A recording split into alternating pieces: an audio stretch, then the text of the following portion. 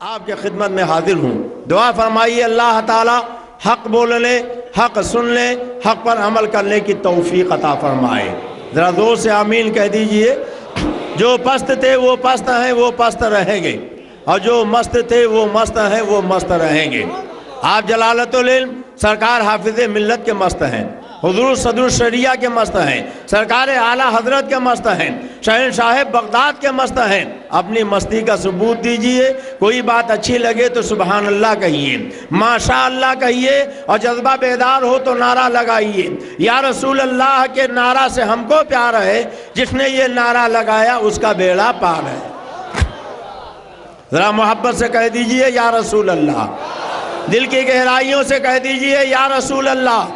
گنبد خضرا کو نظروں میں بسا کے کہہ دیجئے یا رسول اللہ. ابھی چند دنوں پہلے آپ کے اس شہر میں طاہر گیاوی آئے اور انہوں نے بکواس کی، جس کی وجہ سے پورے قصبے میں ایک ہیجان پیدا ہوا، اور سنی نوجوانوں نے یہ طے کیا کہ اس کی بکواسوں کا ہمیں جواب دینا ہے. اور آج الحمدللہ آپ ایمانی جذبے کے ساتھ یہاں اب تک بیٹھے ہوئے ہیں، اور اللہ و رسول کی محبت میں آپ دشمنان دین کے خلاف تقریر سماعت فرما رہے ہیں.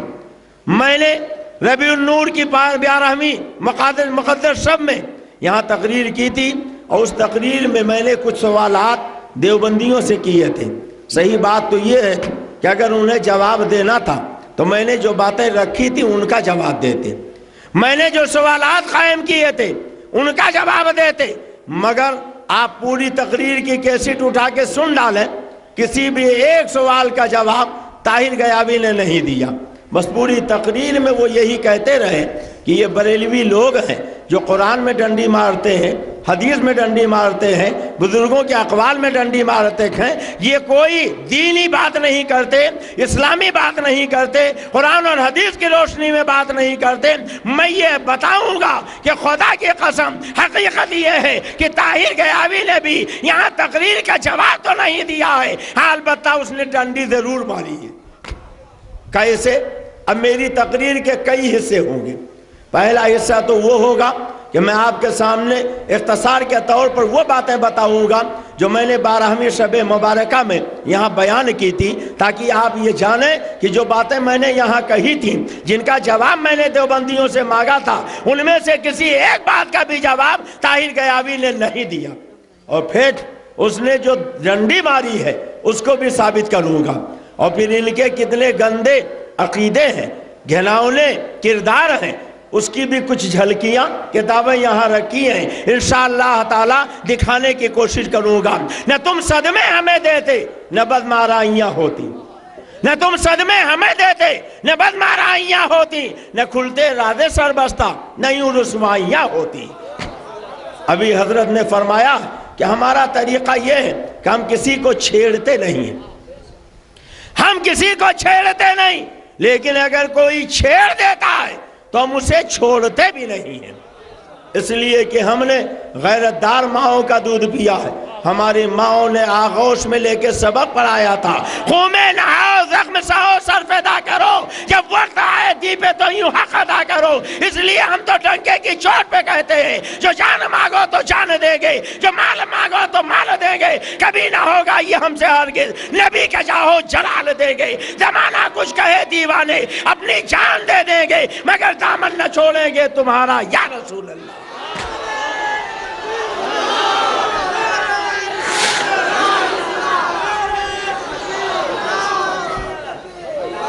اور اجازت دو تو یہ ایک شعر اور پڑھ دوں، تمہارے دشمنوں کے سر کچلنے کو رہے قائم.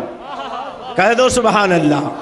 تمہارے دشمنوں کے سر کچلنے کو رہے قائم، غلامان شہ احمد رضا خان یا رسول اللہ، غلامان شہ احمد رضا خان یا رسول اللہ. حضرات جھگڑا شروع کہاں سے ہوا؟ ابھی پوری تاریخ حضرت علامہ مفتی صاحب قبلہ نے بیان فرمائی. یہ دیکھیے، یہ کتاب ہے تقویۃ الایمان. بولو کون سی کتاب ہے؟ تقویۃ الایمان. ہم اسے کہتے ہیں تقویۃ الایمان. آپ کو اچھی طرح یاد ہوگا کہ میں نے یہ کتاب 12वीं शब मुबारका में दिखाई थी। इसकी कुछ मनहूस और गंदी इबारतें भी सुनाई थी। और मैंने पूछा था कि बताओ क्या ये कुरान और हदीस के मुताबिक अकीदा है, कुरान और हदीस के खिलाफ अकीदा है?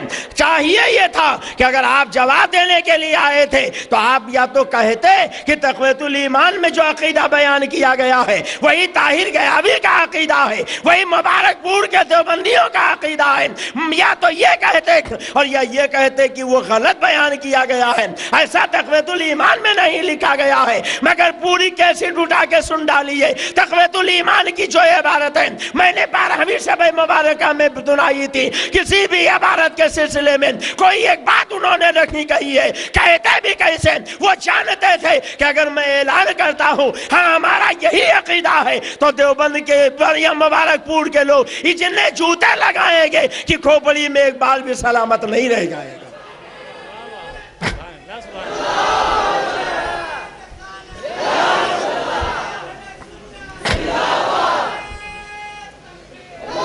एक आदमी को शौक पैदा हुआ कि मेरा नाम हो जाए। बहुत काम उसने किए मगर उसका नाम नहीं हुआ। रातों दिन चक्कर में पड़ा रहता था कैसे नाम हो कैसे नाम हो।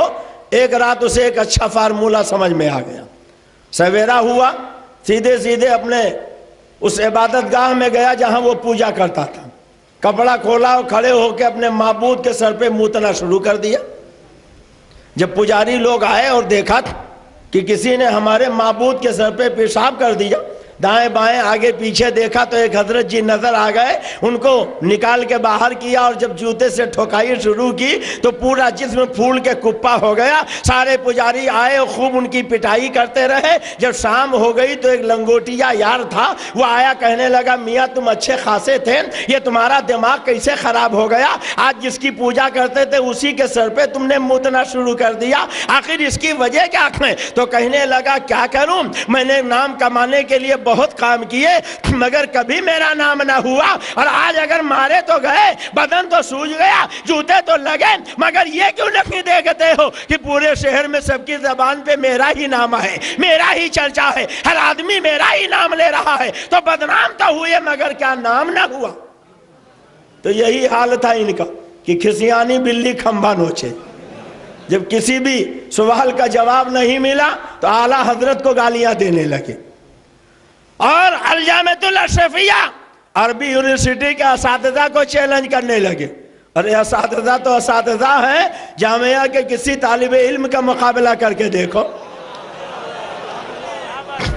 हकीकत तो यही है।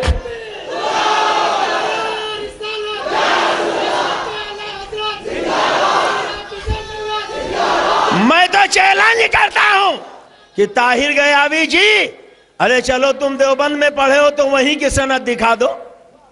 हकीकत यह है कि वहां भी अपनी खबासत की वजह से चंद दिनों के बाद निकाल के बाहर कर दिया गया था। ये वहां से भी भगाया गया है, इसके पास वहां की भी सनद नहीं है, वहां से भी दस्तार नहीं मिली है। ऐसा जाहिल आया है यहाँ रोब जमाने के लिए। मुझे याद आता कि एक शहर की फिजा कुछ मुकद्दर थी। एक आदमी बेतहाशा निकला और भागना शुरू कर दिया। लोगों ने समझा शायद कहीं गोली चल गई, बंदूक चल गई, तलवार चल गई, छुरी चल गई, चाकू चल गया। अब लोगों ने जब भागता हुआ देखा तो पीछे पीछे दौड़ना शुरू कर दिया। अब अकेले नहीं बल्कि पूरी जमात को लेके भागता चला जा रहा। और जब अल-जामिअतुल अशरफिया के गेट के करीब पहुंचा, लोगों ने देखा कि हजरत जी भागे जा रहे, उटंगा पाइचा पहने, और पीछे पीछे बहुत से उनके जमाती भी जा रहे। तो आखिर माजरा क्या है, क्यों भाग रहे, कुछ समझ में नहीं आया। तो एक दानिशमंद लड़का था, आगे बढ़ा, जाके हजरत जी की कलाई पकड़ ली। कहा हजरत जी आप ये तो बताइए इस कदर बेतहाशा क्यों भाग रहे हैं, आखिर दौड़ने की वजह क्या है, कुछ बताएंगे कि आप खुद परेशान हो रहे हैं, पीछे पीछे पूरी जमात को परेशान कर रहे हैं, आखिर माजरा क्या? तो हजरत जी ने कहा तुम अभी बच्चे हो, तुम्हारे समझ में नहीं आएगा। कहा बताइए तो मामला क्या? कहा देखा नहीं है कि यहाँ के चेयरमैन साहब ने सड़क के किनारे एक बोर्ड लगा दिया, रफ्तार 15 किलोमीटर फी घंटा, रफ्तार 15 किलोमीटर फी घंटा। अब अगर दौड़ कर नहीं चलेंगे तो 1 घंटे में 15 किलोमीटर का सफर कैसे तय होगा?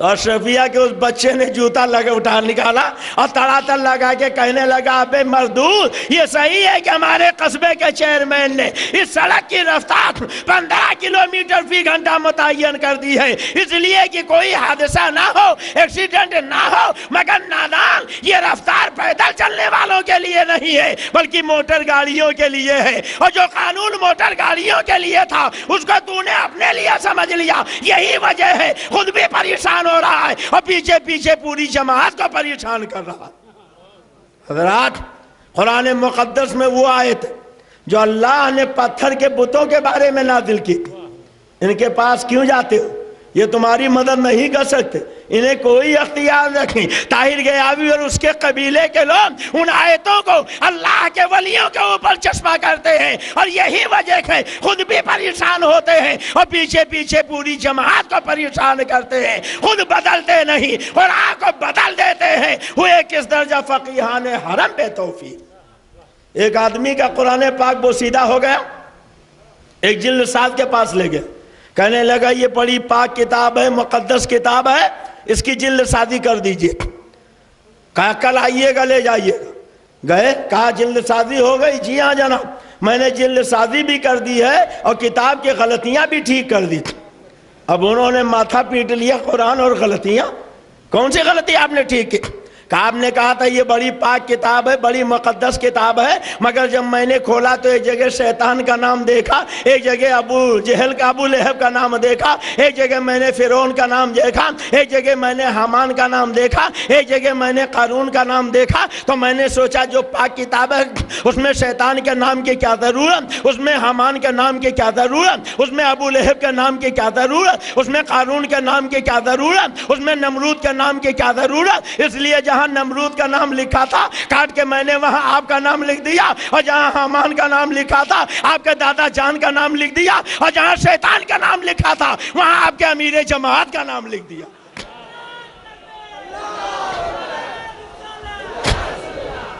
خود بدلتے نہیں، قرآن کو بدل دیتے۔ ہوئے کس درجہ فقیہان حرم بے توفیق۔ میں نے تقویت الایمان کی جو پہلی عبارت سنائی تھی، کیا طاہر غیابی نے اس کا جواب دیا؟ آپ اس کا اندازہ لگائیے۔ یہ دیکھیے پہلی عبارت تقویت الایمان کے صفحہ 30 کی۔ جی ہاں، یہ تقویت الایمان وہی ہے جو ندوہ کے کورس میں شامل ہے، جس کو علی میاں نے حاشیہ چڑھا کے ندوہ کے کورس میں شامل کیا۔ اور حضرت نے ابھی فرمایا، مفتی صاحب قبلہ نے، کہ ان کے سورداس وہی کوے والے گنگوہی جی نے فتویٰ دیا کہ اس کتاب کا رکھنا پڑھنا عین ایمان۔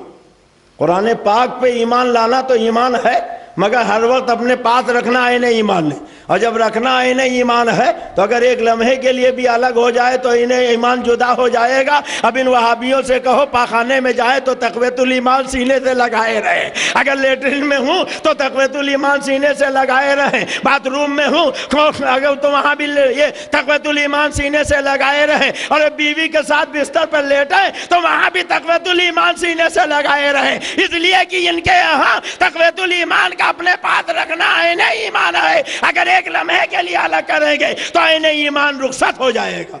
خدا جب دین لیتا ہے تو عقلیں، زور سے بولو عقلیں، عقل ہوتے تو خدا سے نہ لڑائی لیتے، یہ گھٹائیں اسے منظور بڑھانا تیرا۔ مگر سن لو، مٹ گئے مٹتے ہیں مٹ جائیں گے دشمن تیرے، نہ مٹا ہے نہ مٹے گا کبھی چرچا تیرا۔ یہ دیکھو یہ تقویت الایمان صفحہ 30۔ اسماعیل دہلوی لکھتا ہے، اولیاء انبیاء میں اور جن شیطان میں اور بھوت پری میں کچھ فرق نہیں۔ کہہ دیجئے معاذ اللہ، سارے لوگ بولے معاذ اللہ۔ حضرات آپ کو یاد ہوگا میں نے یہ عبارت سنائی تھی، بولو سنائی تھی، ارے بولیے سنائی تھی۔ وہابیوں نے لکھا کہ اولیاء انبیاء میں اور جن شیطان میں اور بھوت پری میں کچھ فرق نہیں، مگر قرآن کیا کہتا ہے؟ اللہ کیا ارشاد فرماتا ہے؟ لا یستوی اصحاب النار و اصحاب الجنہ، جنت والے اور جہنم والے برابر نہیں ہو سکتے۔ کہہ دو سبحان اللہ۔ اولیاء جنتی، انبیاء جنتی، شیطان جہنمی، بھوت جہنمی۔ اللہ قرآن میں فرماتا ہے جنتی جہنمی برابر نہیں ہو سکتے۔ یہ وہابیوں کی کتاب، دیوبندیوں کی کتاب، ندویوں کی کتاب، طاہر گیاوی کی کتاب کہتی ہے اولیاء انبیاء شیطان بھوت میں کچھ فرق نہیں ہے۔ اب ایک طرف خدا کی کتاب، دوسری طرف وہابیوں کی کتاب۔ اب بولو اے مبارک پور کے مسلمانوں، یہ تقویت الایمان قرآن کے خلاف ہے کہ نہیں؟ ارے زور سے بولو، زور سے بولو۔ اچھا ایک بات بتاؤ، آپ اپنے نبی کو زندہ مانتے ہو؟ کتنے لوگ مانتے ہیں؟ ذرا ہاتھ اٹھائیے۔ نبی کے ہاتھوں کوثر کا جام پینا چاہتے ہیں؟ اپنے نبی کی شفاعت چاہتے ہیں؟ تو اب ایک بات بتائیے، ان وہابیوں نے آپ کے نبی کو شیطان بھوت کی طرح لکھا، ہاتھ اٹھائے رہیے، شیطان بھوت کی طرح لکھا۔ اب ان وہابیوں سے سلام کرنا چاہیے، ان کے پیچھے نماز پڑھنی چاہیے، ان کے ہاں شادی بیاہ کرنا چاہیے، ان کے ہاں رشتہ ناتا قائم کرنا چاہیے، ان کو اپنی شادی بیاہ میں دعوت کھلانی چاہیے۔ اگر نبی کے ہاتھوں کوثر کا جام پینا ہے، نبی کو زندہ مانتے ہو، تو ان باوقار علماء کو گواہ بنا کر وعدہ کرو وہابیوں نے نبی کو شیطان بھوت کی طرح لکھا ہے، وہابی سے سلام نہیں کریں گے، وہابی کے پیچھے نماز نہیں پڑھیں گے، وہابی کے ہاں شادی بیاہ نہیں کریں گے۔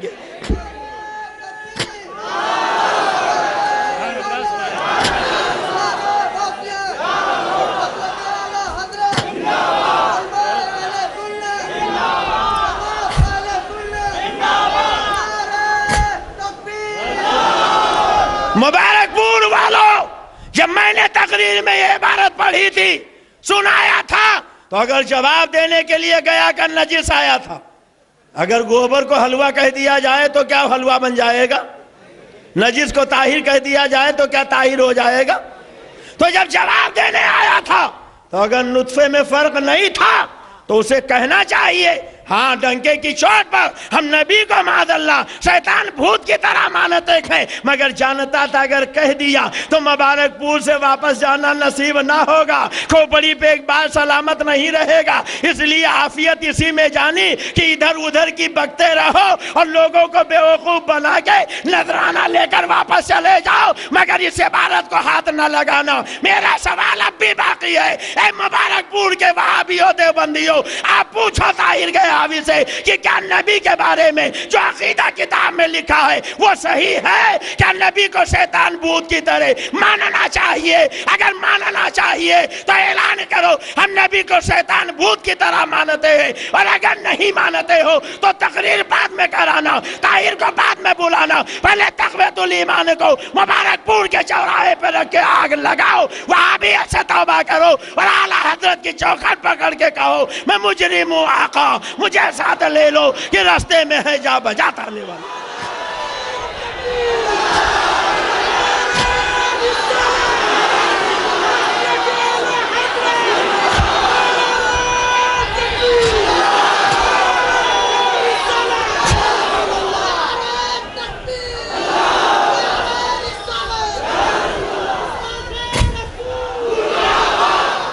جواب دینے آئے ہو؟ جواب ابھی ہمارے حضرت مفتی صاحب قبلہ نے دیا، کہہ دو سبحان اللہ، ذرا محبت سے کہہ دو سبحان اللہ۔ ادھر ادھر کی پھکڑ بازی جواب نہیں ہوتی۔ چیلنج یہ مناظرہ کیا اشرفیہ والوں کو، ارے اشرفیہ والوں سے کیا مناظرہ کرو گے؟ یہ ان کے دربار سے فیض حاصل کرنے والا ایک بے علم ہے، مگر ابھی جھارکھنڈ میں یہاں کہا تقریر میں کہ میرے جھارکھنڈ میں پیر صاحب آتے، اور شاید ہی کوئی ہفتہ بچتا ہو کہ جس میں جھارکھنڈ میں میری تقریر نہ ہوتی ہو۔ الحمدللہ جھارکھنڈ کے بیشتر شہروں میں چھوٹے چھوٹے دیہاتوں میں نے تقریر کی۔ ہتھگڈا نام کی ایک جگہ ہے، ابھی چند ہی دنوں پہلے تقریر کر کے آیا، بہت تل ملائے سارے وہاں طاہر کے چیلے، اور اس کے بعد جا کے کہا حضرت عبد المصطفیٰ آیا تھا، عیسیٰ عیسیٰ کہہ کے گیا ہے، ہم نے چیلنج مناظرہ کر دیا، اب آپ تاریخ بتائیے۔ وہ لوگ مناظرے کے لیے تیار ہیں، تو جواب دیا، خود بتایا وہاں کے لوگوں نے، کہا میں تقریر کرنے تو جاؤں گا مگر مناظرہ کرنے نہیں جاؤں گا۔ کیوں مناظرہ کرنے نہیں جاؤ گے؟ اس لیے کہ یہاں تو ہم نے جو جو سوالات کی یہ سب ہاتھ نہیں لگائے، اگر ایک آدھ میں ہاتھ لگایا تو ڈنڈی مار دیا۔ کیسے ڈنڈی مارا ابھی انشاءاللہ میں ثابت کروں گا، اور دن کے دوپہر کے طریقے سے اجاگر ہو جائے گا۔ ایک آدمی اس نے ہاتھ لگایا تو وہاں بھی بجائے پوری بات کہنے کے ادھوری بات کہی اور ڈنڈی مار دیا. اور آپ سب انشاءاللہ یقین کرو گے کہ واقعی ڈنڈی مار کے گیا ہے, جواب کسی بات کا نہیں دیا. جواب دے دیا, وہ بیچارے منہ لٹکا کے چلے آئے. سنیوں نے کہا کیا ہوا؟ کہنے لگے کیا بتائیں, ہمارے مولانا نے دھوکہ دے دیا, جن پہ تکیہ تھا وہی پتے ہوا دینے لگے. انہوں نے کہا ہے کہ ہم تقریر کرنے چلیں گے, نذرانہ لینے چلیں گے, مگر مناظرہ کرنے نہیں جائیں گے, اس لیے کہ جب میدان مناظرہ میں آئیں گے تو وہاں تو ایسا ہوگا نہیں کہ ادھر ادھر کی ہانک کے چلے جاؤ, وہاں تو پوچھا جائے گا بتاؤ اشرف علی تھانوی جب لکھا بعد علم غیب کتے سور چوپائے کو حاصل ہے معاذ اللہ, اور تم کہتے ہو یہ علم غیب کی قسمیں ثابت کرنا یہ خان صاحب کا طریقہ ہے, تو بتاؤ اشرف علی نے کیسے لکھ دیا؟ تو وہاں کوئی جواب نہ ہوگا. بولو جواب ہوگا؟ اب آپ اجازت دو تو میں دوسری عبارت سناؤں جو میں نے اس دن سنائی تھی. بولیے سناؤں؟ آپ سنتے جائیے اور یاد کرتے جائیے کہ اس نے میرے کتنے عبارتیں سنائی تھی, سوالات کیے تھے, مگر ایک کا بھی جواب نہیں دیا. یہی تقویت الایمان صفحہ 41. اسماعیل دہلوی لکھتا, ہر مخلوق بڑا ہو یا چھوٹا اللہ کی شان کے آگے چمار سے بھی ذلیل ہے. کہہ دیجئے معاذ اللہ, زور سے کہیے معاذ اللہ. حضرات میں نے یہ عبارت سنائی تھی. اب طاہر صاحب کے اگر کچھ دیانت داری تھی تو کہتے کہ ہاں ہم نبی کو معاذ اللہ چمار سے زیادہ ذلیل مانتے, مگر ایسا انہوں نے نہیں کہا.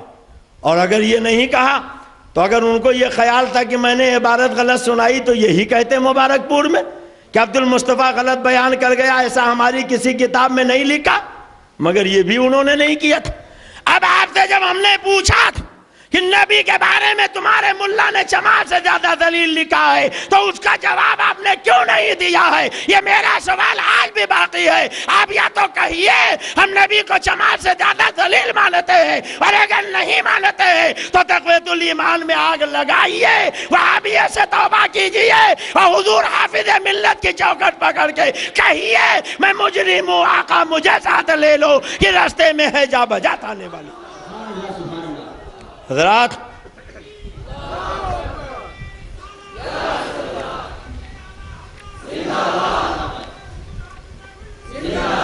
دیکھیے اسی تقویت الایمان کی ایک عبارت اور میں نے سنائی تھی کہ یہ وہابی لکھتا سب انبیاء اولیاء اس کے روبرو ایک ذرے ناچیر سے بھی کمتر ہیں. کہیے معاذ اللہ, زور سے کہیے معاذ اللہ. قرآن کہتا ہے وَلِلَّهِ الْعِزَّةُ وَلِرَسُولِهِ وَلِلْمُؤْمِنِينَ وَلَكِنَّ الْمُنَافِقِينَ لَا يَعْلَمُونَ.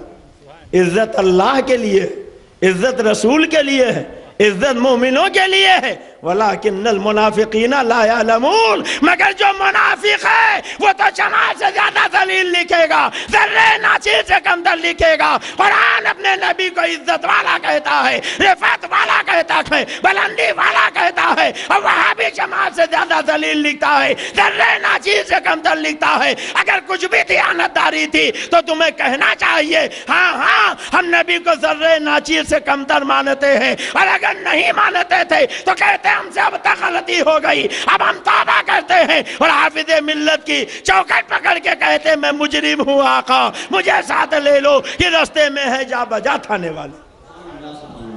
مگر ڈنڈی مار کے گئے. کیسے ڈنڈی ماری؟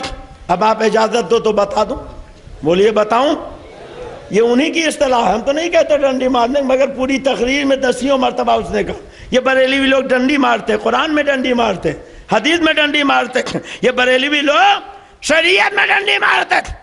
ہم نہیں ڈنڈی مارتے, ڈنڈی تم مارتے ہو. کیسے؟ دیکھو اسی تقویت الایمان کی ایک عبارت میں نے اور سنائی تھی. صفحہ 126 پر لکھا کہ سارا کاروبار جہان کا اللہ ہی کے چاہنے سے ہوتا ہے, رسول کے چاہنے سے کچھ نہیں ہوتا. کہہ دیجئے معاذ اللہ. اور میں نے تفصیل سے اس عبارت کو صاحب کو سنایا اور اس کے روشنی میں بہت سی باتیں بتائیں. اس میں ایک بات میں نے یہ بھی بتائی تھی کہ ہم کہتے ہیں کہ ہمارا رسول وہ چاہتا ہی نہیں جو اللہ نہ چاہے. نبی وہی چاہتے ہیں جو ان کا پیارا خدا چاہتا ہے, اور خدا وہی چاہتا ہے جو اس کا پیارا مصطفیٰ چاہتا ہے. قرآن کہتا ان ہوا الا وحی یوحی, اعلیٰ حضرت فرماتے ہیں خدا کی رضا چاہتے ہیں دو عالم، خدا چاہتا ہے رضائے محمد۔ اس سلسلے میں نے پہلی مثال یہ دی تھی کہ اذان کا حکم کس نے دیا؟ رسول اللہ نے۔ یاد ہے آپ کو؟ ارے بولو یاد ہے؟ اور میں نے اس میں جو نماز کے اوقات گنائے تھے، فجر، ظہر، عصر، مغرب، عشاء، نماز پنجگانہ کا نام لیا تھا۔ پوری کیسٹ اٹھا کے دیکھ لیجئے، اسی مبارک پور میں اگر کوئی یہ ثابت کر دے کہ میں نے جمعہ کا نام لیا ہو تو 50 جوتے چوراہے پر میں برداشت کر لوں گا، اور اگر میں نے جمعہ کا نام نہیں لیا تھا تو آپ نے یہ ڈنڈی کیوں ماری؟ طاہر غیابی کہتا ہے کہ گلے پھاڑ پھاڑ کے تقریر میں کہا کہ اذان کا حکم اللہ نے نہیں رسول اللہ نے دیا۔ اس ملا کو چاہیے تھا قرآن پڑھ لیتا۔ قرآن میں اللہ نے کہا اذا نودی للصلاۃ من یوم الجمعہ، تو اذان جمعہ کا حکم اللہ نے دیا، ہاں نماز پنجگانہ کی اذان کا حکم اللہ نے نہیں دیا۔ تو اس جاہل سے پوچھو کہ میں نے کب کہا تھا کہ جمعہ کی اذان کا حکم اللہ نے نہیں رسول اللہ نے دیا؟ میں نے تو فجر کا نام لیا تھا، ظہر، عصر، مغرب، عشاء کا نام لیا تھا، اور میں نے کہا تھا یہ نماز پنجگانہ کی اذان کا حکم اللہ نے نہیں رسول اللہ نے دیا ہے۔ جمعہ کا تو میں نے نام ہی نہیں لیا تھا، پھر تم نے جمعہ کو دلیل میں پیش کیسے کر دیا؟ بولو ڈنڈی ماری کہ نہیں ماری؟ ان کے ڈنڈی مارنے کا حال میں آپ کو بتاؤ کہ ہمارے یہاں لکھنؤ کے قریب میں ایک قصبہ ہے ملیح آباد، ہماری تقریر ملیح آباد والوں نے کروائی، میں نے اسی تقویت الایمان کو دکھا دکھا کے تقریر کی۔ وہاں بہت سے ملا ہیں جو ندوہ میں پڑھاتے ہیں، سننی لے کے پہنچ گئے، کیا آپ کے یہاں یہ کتاب پڑھائی جاتی ہے؟ ایسا لکھا، کہنے لگے ارے بالکل جھوٹ، غلط، ایک دم بالکل جھوٹ، غلط بول گئے عبد المصطفیٰ، ایسا ہماری کتاب میں کہیں نہیں لکھا۔ بھلا کوئی مسلمان ایسا لکھے گا؟ کوئی مسلمان ایسا پڑھے پڑھائے گا؟ یہ تو بالکل غلط ہے، ایک دم جھوٹ ہے۔ اور پھر سنیوں نے ہم کو فون کیا کہ ایک تاریخ اور دے دیجئے، آپ کے تقریر سے بہت فائدہ ہوا۔ میں نے بھی بہت خوشی خوشی ایک تاریخ اور دے دی، کچھ بتایا نہیں۔ انہوں نے پوسٹر چھپوایا، اس میں لکھا جلسے عید میلاد النبی، اور اس میں ہمارا نام لکھا، اور پھر اس کے بعد وہ پوسٹر پورے ملیح آباد کے دیواروں پر لگایا۔ تو ملیح آباد کے وہابیوں نے پوسٹر پھاڑ پھاڑ کے جوتے سے رودا اور نالی میں پھینک دیا۔ جن سنیوں نے جلسے کا پوسٹر چھپوایا تھا، ہردوئی میں ان کا بہت بڑا دارالعلوم چلتا تھا، وہاں ایک سوال بھیجا کہ ایک ایسا پوسٹر کہ جس میں اللہ کا نام لکھا تھا، رسول اللہ کا نام لکھا تھا، عید میلاد النبی لکھا تھا، صلی اللہ علیہ وسلم لکھا تھا، ایک مولانا کا نام لکھا تھا، اسے لوگوں نے دیوار سے پھاڑا، جوتے سے رودا، نالی میں پھینکا۔ بتائیے جن لوگوں نے دیوار سے پھاڑا، جوتے سے رودا، نالی میں پھینکا، ان کے بارے میں شریعت کا حکم کیا؟ تو جانتے ہو ہردوئی کے مفتی نے جواب کیا دیا؟ الجواب میلاد النبی کا ثبوت قرآن اور حدیث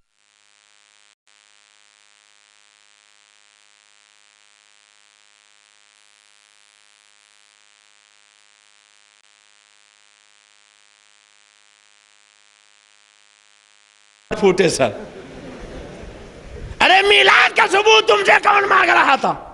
وہاں تو یہ پوچھا جا رہا تھا کہ جس پوسٹر میں اللہ کا نام ہو، رسول اللہ کا نام ہو، عید میلاد النبی ہو، اس کو پھاڑنا، جوتے سے رودنا، نالی میں پھینکنا کیسا؟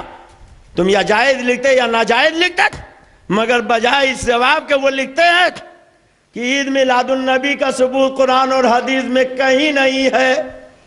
خدا جب دین لیتا ہے تو عقلیں، زور سے بولو عقلیں۔ ابھی ہمارے حضرت مفتی صاحب قبلہ نے ایک واقعہ، ایک بات ان کی بتائی تھی، اس سلسلے میں بھی ایک ڈنڈی مارنے والی بات اور ایک فتوے کی بات میرے ذہن میں ہے، میں آپ کو بتا دوں۔ یہ دیکھیے یہ کتاب ہے الفاظات الیومیہ، الفاظات الیومیہ۔ نہ تم صدمے ہمیں دیتے، نہ بزمارائیاں ہوتی، نہ کھلتے راز سربستہ، نہ یوں رسوائیاں ہوتی۔ ابھی حضرت نے زبانی سنایا تھا، اب آپ تحریر میں سن لیجئے۔ ایک شخص نے کہا تھا وہ اپنی ماں سے بدکاری کیا کرتا تھا، کہہ دو معاذ اللہ، زور سے کہہ دیجئے معاذ اللہ۔ اگر کوئی معاذ اللہ یہ گھناؤنی، گندی، خبیث حرکت کرتا ہو تو اسے دلیل میں یا ثبوت میں یا واقعے میں لکھنا چاہیے، ارے بولو، لکھنا چاہیے۔ مگر خدا جب دین لیتا ہے تو عقلیں۔ تھانوی جی کہتے ہیں وہ اپنی ماں سے بدکاری کیا کرتا کسی نے کہا رے خبیث یہ کیا حرکت ہے؟ تو کہتا ہے کہ جب میں سارا ہی اس کے اندر تھا تو اگر میرا ایک جز اس کے اندر چلا گیا تو حرج کیا ہوا؟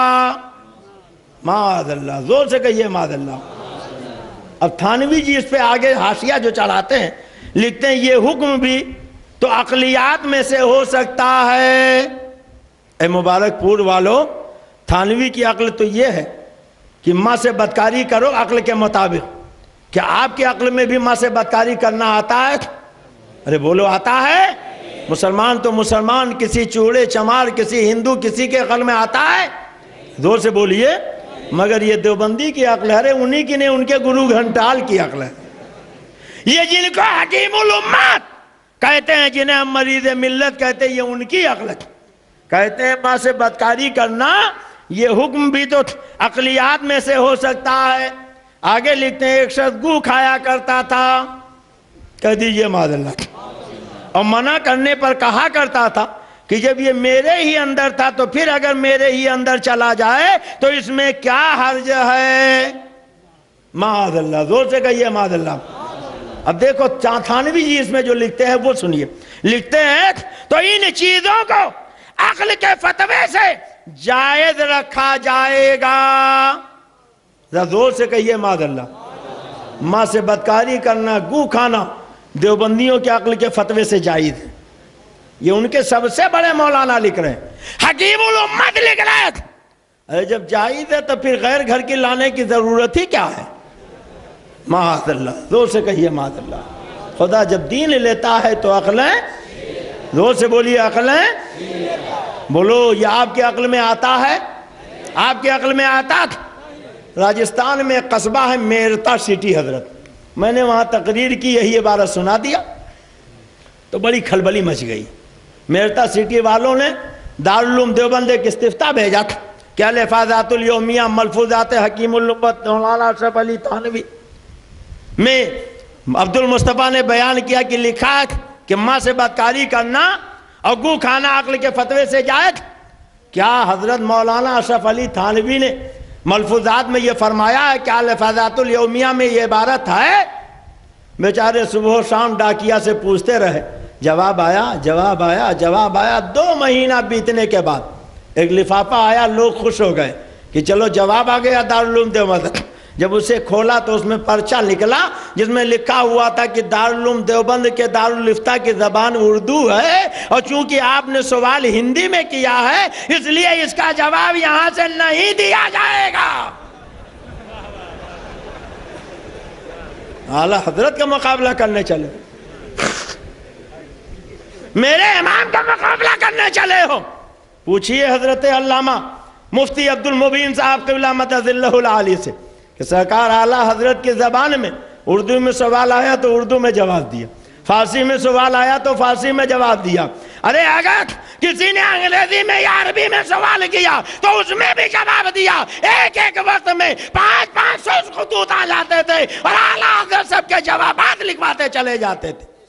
ماں نے عرب نے تجھ کو یہ گانا گایا، عجم نے تیرا ترانہ، ماں نے تجھ کو سارا زمانہ، ہم یہ سنت اعلیٰ حضرت، عجیب پلے چوٹی کے محبلے، پھاڑ دیے ہر ایک کے جبڑے، خنجر کا خوب چلایا، ہم یہ سنت اعلیٰ حضرت۔ نعرہ تکبیر، نعرہ رسالت، علماء اہل سنت، مسلک اعلیٰ حضرت، فیضان حسن حفظ ملت علامہ عبد المصطفیٰ صاحب دنیا، نعرہ تکبیر۔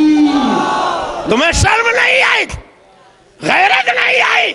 تھانوی جیسے پھوہڑ کو اعلیٰ حضرت کے مقابلے میں پیش کر رہے ہو۔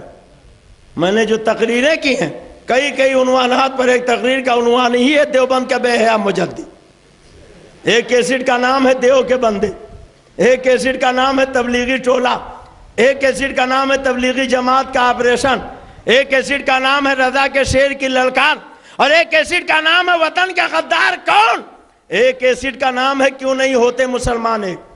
یہ 12-13 گھنٹے کی الگ الگ کیسٹیں ہیں، اور اب تو چشتیہ والوں نے MP3 میں یہ 12-13 گھنٹے کی تقریریں اکٹھا کر لی۔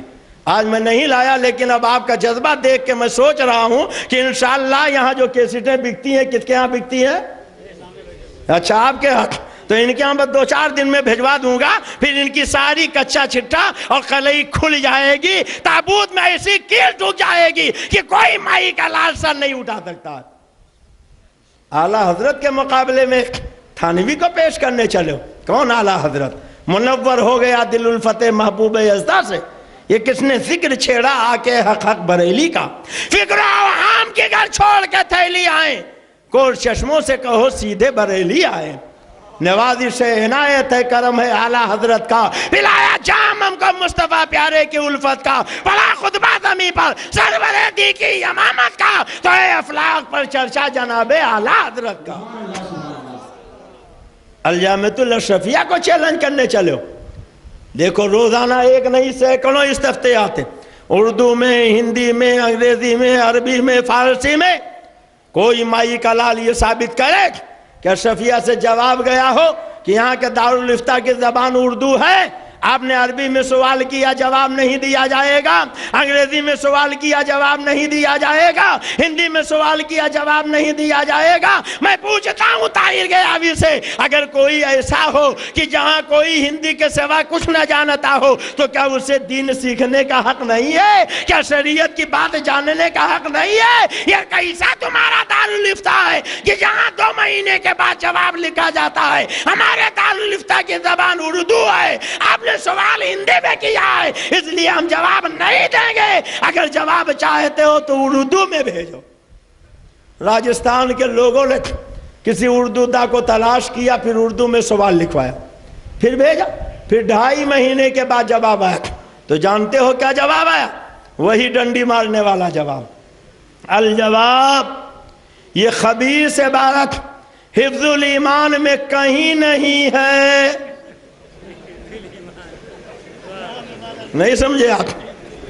سائل پوچھ رہا ہے ملفوظات حکیم الامہ الفاظات الیومیہ میں ہمارے تھانوی صاحب نے کہا ہے کہ ماں سے بدکاری کرنا، گو کھانا عقل کے فتوے سے جائز ہے، کیا صحیح ہے؟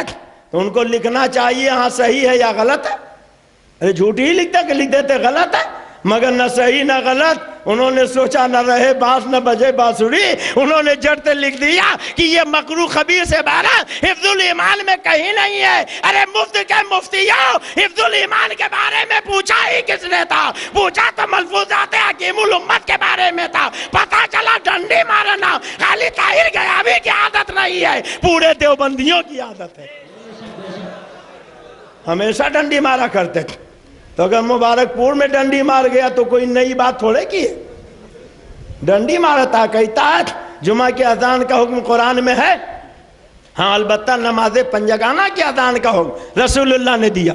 تو میں نے تو نماز پنجگانہ ہی کا نام لیا تھا، اور اگر یقین نہ ہو تو کیسٹ تو آپ کے ہاں بنی ہے نا، کیسٹ لے کے سن لو۔ اگر یہ ثابت کر دو کہ میں نے جمعہ کا نام لیا ہو، فجر کا نام لیا، ظہر اثر مغرب عشاء کا نام لیا، جمعہ کا نام نہیں لیا تھا، اس لیے کہ میں بھی جانتا تھا جمعہ کے بارے میں اللہ نے فرمایا ہے اذا نودی للصلاۃ من یوم الجمعہ، اس لیے میں نے جمعہ کو چھوڑ دیا تھا، نماز پنجگانہ کے بارے میں کہا تھا۔ اور پھر بخاری شریف اٹھا کے دیکھو، اس میں کتاب الاذان میں حضرت انس سے روایت ہے کہ صحابہ سے سرکار نے پوچھا کیسے نماز کی اطلاع دی جائے، کسی نے کہا ناقوس بجایا جائے، کسی نے آگ جلائی جائے، کسی نے کہا سنگ بجائے جائیں، مگر میرے آقا نے بلال سے کہا نہیں تم اذان دیا کرو، اذان کے الفاظ میرے سرکار نے بتائے ہیں۔ پتا چلا کہ صاحب بخاری بھی کہتے ہیں اذان کا حکم رسول اللہ نے دیا۔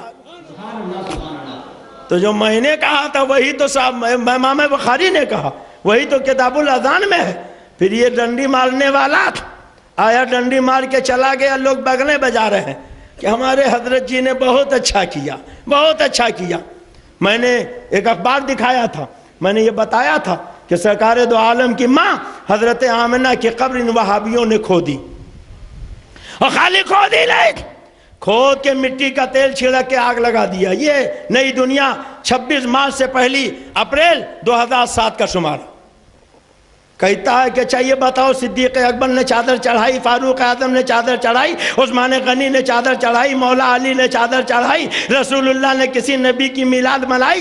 اور جب کسی نے نہیں کیا تو ہم کیسے کریں؟ پوچھو اس گیا جنت سے کہ رسول اللہ تو حضرت ابو ہریرہ کہتے تھے ہم کو ساتھ لے کر اپنی ماں کی قبر پر گئے اور زیارت کیا، خود بھی روئے، صحابہ بھی روئے، ہم کو بھی رلایا، تو رسول اللہ نے تو اپنی ماں کی قبر نہ کھودی، صدیق اکبر نے نبی کے ماں کی قبر نہ کھودی، فاروق اعظم نے نبی کے ماں کی قبر نہ کھودی، عثمان غنی نے نبی کے ماں کی قبر نہ کھودی، مولا علی نے نبی کے ماں کی قبر نہ کھودی، صحابہ اہل بیت نے رسول اللہ کے ماں کی قبر نہ کھودی، تابعین تبع تابعین نے رسول اللہ کے ماں کی قبر نہ کھودی۔ 14 صدیاں گزرنے کے بعد اب یہ توحید والے پیدا ہوئے ہیں، یہ رسول اللہ کی ماں حضرت آمنہ کی قبر کھودتے ہیں اور مٹی کا تیل چلا کے آگ لگا دیتے ہیں۔ ارے کچھ بھی تو شرمائی ہوتی، کچھ بھی تو حیائی ہوتی، کہتے کہ ایسا نہیں ہوا ہے، یا اگر ہوا ہے تو کہتے صحیح ہوا، مگر جانتے تھے اگر صحیح کہہ دیا تو مبارک پور سے واپس جانا نصیب نہ ہو، اس لیے ڈنڈی مار گئے۔ کیسے ڈنڈی ماری؟ آپ اجازت دو تو بتا دوں۔ میں نے ایک واقعہ سنایا تھا کہ یہ کہتے ہیں اس لیے کھودا کہ رسول اللہ کی ماں جہنمیہ تھی، کافرہ تھی معاذ اللہ۔ حضرت سے پوچھئے، الحمدللہ بڑی شاندار تحقیق ہے، اور ایسے نکاح بیان فرماتے ہیں، یہ پڑھ کے تحریریں ایمان تازہ ہو جاتی ہیں، عقیدہ نکھر جاتا۔ ان وہابیوں نے روایتیں بدل ڈالی، جہاں لکھا تھا ماں ماتا علی الکفر، وہاں ماں نکال دیا اور ماتا علی الکفر کر دیا۔ میرے پیر و مرشد حضرت شیر بیش سنت نے سرکار کے والدین کے بارے میں مکمل ایک فتویٰ دیا، اور اس میں کتابوں کے حوالے دکھائے کہ کتابوں میں تو ماں ماتا علی الکفر، مگر ان وہابیوں نے خیانت کر کے ماں نکال دیا، مگر ہندوستان کی کتابوں میں نکالا ہے۔ اب بھی مصر میں وہ کتابیں ان کے نسخے موجود ہیں، اور اس میں یہی ہے کہ ماں ماتا علی الکفر، یعنی سرکار کے والدین کریم ہیں کفر پہ نہیں مرے ہیں، تو انہوں نے نہیں نکال دیا، بس وہی کیا کہ لا تقربوا الصلاۃ تو پڑھتے ہیں اور وہاں تم سکارا چھوڑ دیتے ہیں۔ خدا جب دین لیتا ہے تو عقلت۔ میں نے اس سلسلے میں ایک واقعہ سنایا تھا، اس واقعے کو چٹکارے لے کے اس نے خوب سنایا تھا، کہا جلالت العلم نہیں، یہ علم کے یتیموں کے سامنے آ کے بیان کر گیا، معاذ اللہ، بڑی گستاخیاں کی۔ واقعہ میں نے یہ سنایا تھا کہ سرکار اپنی بیٹی حضرت فاطمہ کے گھر گئے، دیکھا روٹیاں پکا رہی، چہرہ پسینے میں شرابور، کپڑا پسینے میں تک۔ آقا نے فرمایا شہزادی کچھ دیر سستا لو، کچھ روٹیاں میں نکالوں گا۔ سرکار نے روٹیاں ڈالی اور جب نکالی تو کچی نکلی۔ حضرت فاطمہ نے کہا بابا جات میرے ہاتھ کی روٹیاں پکی ہوئی نکلی، آپ کے ہاتھ کی روٹیاں کچی کیوں نکلی؟ تو آقا نے فرمایا اس آٹے میں میرا ہاتھ لگ گیا، آگ میں طاقت نہیں کہ اسے جلا سکے۔ بولیے یہ واقعہ سنایا تھا نا؟ اب اس کو چٹکارے لے لے کے اس نے کہا یہ قصے، یہ کہانیاں، یہ من گھڑت باتیں یہاں اس مبارک پور شہر میں بیان کیا جاتا ہے، اور لوگ واہ واہ کرتے ہیں، نعرے لگاتے ہیں، لوگ سنتے ہیں، ارے یہ بالکل جھوٹے قصے ہیں، یہ باطل قصے ہیں، یہ کہانیاں ہیں، یہ من گھڑت باتیں۔ میں کہتا ہوں ماں نے اگر دودھ پلایا ہے نطفے میں فرق نہیں ہے تو میں تمہیں حوالہ بتاتا ہوں، جا کے دیکھ لینا۔ ہندوستان میں علم حدیث کی آبرو کا نام حضرت شیخ محقق شاہ عبدالحق محدث دہلوی ہے، کہہ دو سبحان اللہ۔ یہ کون ہے شیخ محقق شاہ عبدالحق محدث دہلوی رحمت اللہ علیہ؟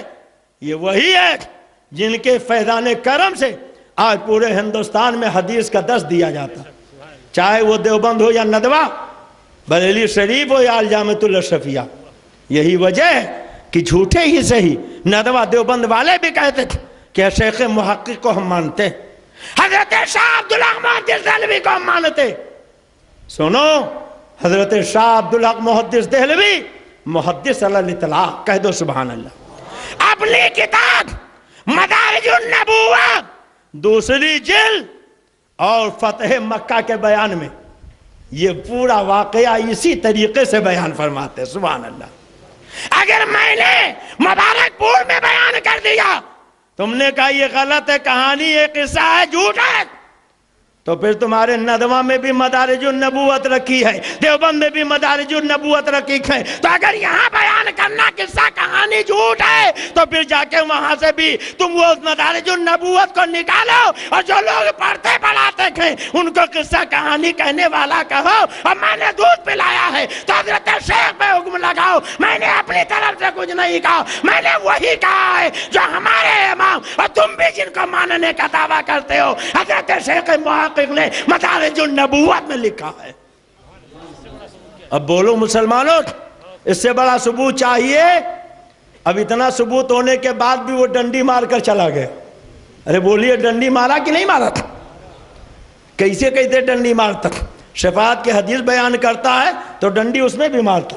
کہتا حضرت آدم نے کہا اذهبوا نفسی نفسی نفسی نفسی، حضرت ابراہیم نے کہا نفسی نفسی، حضرت سیدنا موسیٰ کلیم اللہ نے کہا نفسی نفسی، حضرت عیسیٰ نے کہا نفسی نفسی. مگر کیا اتنا ہی کہا تھا؟ حضرت ابراہیم نے، حضرت آدم نے بھی کہا تھا نفسی نفسی اذهبوا الی غیری. حضرت ابراہیم نے بھی کہا تھا نفسی نفسی اذهبوا الی غیری. حضرت موسیٰ نے بھی کہا تھا نفسی نفسی اذهبوا الی غیری. تو نفسی نفسی تو کہتا ہے، اذهبوا الی غیری ڈنڈی مار کے چھپا دیتا ہے، نہیں بیان کرتا ہے. اس لیے کہ اگر بیان کرے گا تو اسی کے چیلے چاپل اس کا دامن تھام لے گے کہ ایک طرف تو کہتے ہو غیر اللہ سے نہیں مانگنا چاہیے، یہ عقیدہ بریلویوں کا عقیدہ ہے. تو بریلویوں کا عقیدہ تو دنیا میں بھی چل رہا ہے، میدان محشر میں بھی چلے گا. تمہارا عقیدہ نہ دنیا میں چلتا نہ میدان محشر میں چلے گا.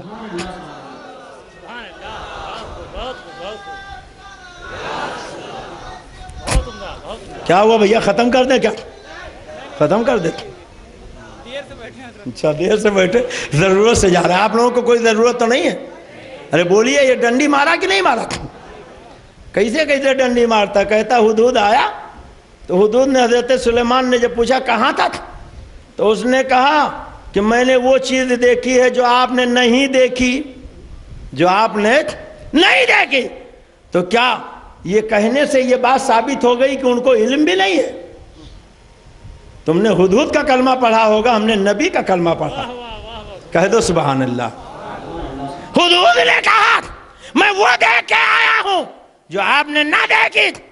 یہ تو تم نے بیان کر دیا، مگر آگے کی بات ڈنڈی مار کے ختم کر گئے. کیسے ڈنڈی ماری؟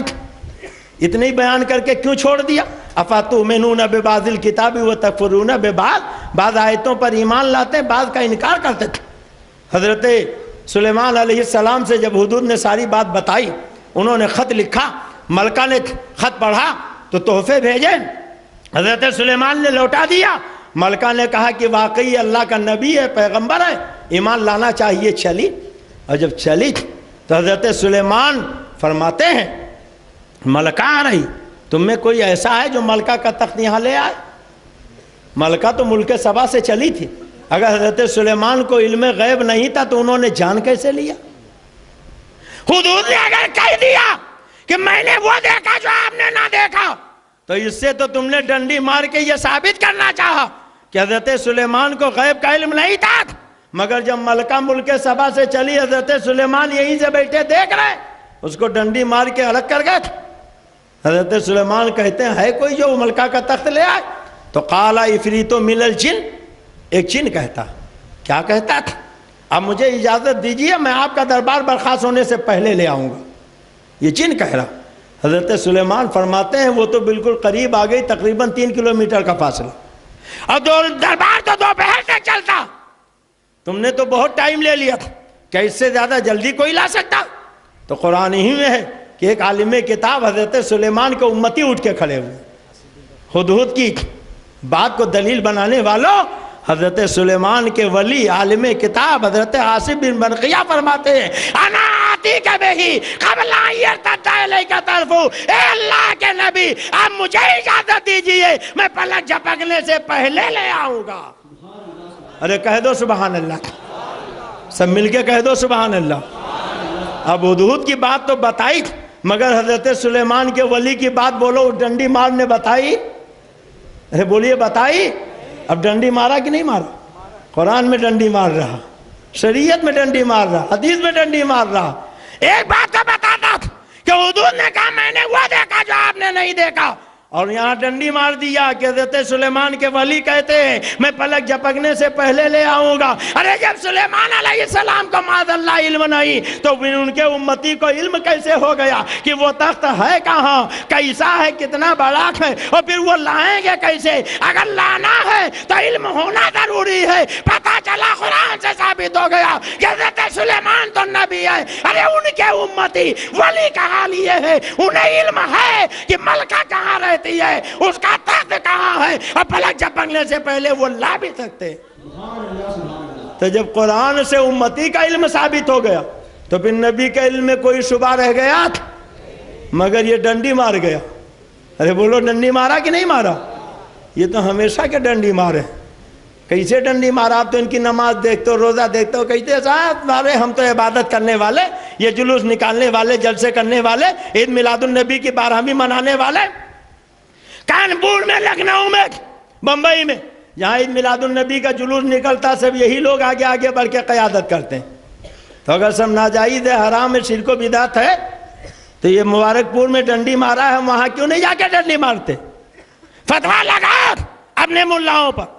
اور پھر حکومت نے جب 12ویں تعلیم کی چھٹی کا اعلان کیا تو سارے وہابیوں دیوبندیوں کو کہنا چاہیے صاحب یہ 12ویں منانا شرک و بدعت ہے، 12ویں کی ہمیں کھجلی نہیں ہے، بریلویوں کو کھجلی، وہ چھٹی منائیں، ہم اس دن کام کریں گے۔